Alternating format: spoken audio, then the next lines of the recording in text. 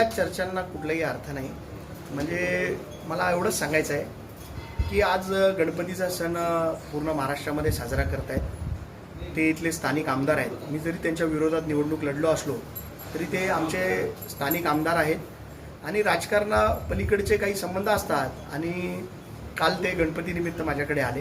त्यांनी गणपतीरायाचं दर्शन घेतलं आणि फक्त या सणासुदीच्या चर्चा आमच्यामध्ये झाल्या. बाकी काही राजकीय कोणतीही चर्चा नव्हती.